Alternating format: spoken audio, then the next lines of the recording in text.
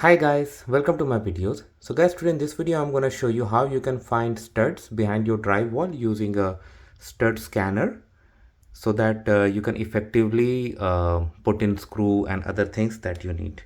Now for various things like to mount a TV or something, it's very important that you examine your drywall because if you put it just randomly here there, it may not have the strength to hold the weight, right? So it's important many times to find stud. So what I'm using this Zircon HT900.